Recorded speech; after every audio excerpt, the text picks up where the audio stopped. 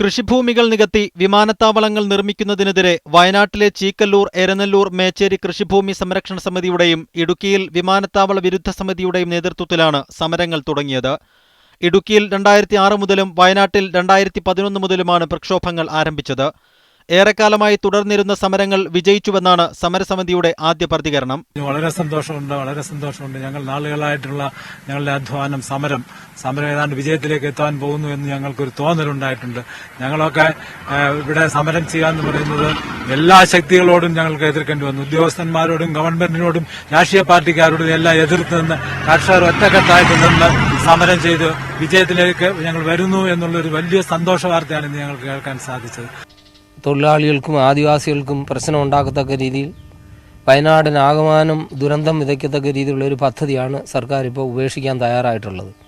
ഇതിന് ഞങ്ങൾക്ക് പിന്തുണ തന്ന എല്ലാ സംഘടനകളോടും ഞങ്ങൾ പ്രത്യേകം നന്ദിയുള്ളവരാണ്. വയനാട്ടിൽ രാഷ്ട്രീയ കക്ഷികളെല്ലാം പിന്തുണച്ചപ്പോൾ ഇടുക്കിയിൽ ഒരു കക്ഷിയുടെയും പിന്തുണയില്ലാതെയാണ് വിമാനത്താവള വിരുദ്ധ സമിതി കഴിഞ്ഞ 7 വർഷമായി സമരം തുടർന്നത്. ഇരു ജില്ലകളിലും കൃഷിഭൂമി നികത്തിയാണ് വിമാനത്താവളത്തിനായി സ്ഥലം ഏറ്റെടുക്കാൻ തീരുമാനിച്ചിരുന്നത്. ഇതാണ് പ്രതിഷേധങ്ങൾക്ക് കാരണമായത്. ഇന്നു ചേർന്ന കലക്ടർമാരുടെ യോഗത്തിലാണ് സർവേ നടപടികൾ പോലും പൂർത്തിയാക്കാൻ സാധിക്കാത്ത സാഹചര്യത്തിൽ പദ്ധതികൾ ഉപേക്ഷിക്കണമെന്ന് ഗതാഗത വകുപ്പ് കുറിപ്പ് നൽകിയത്.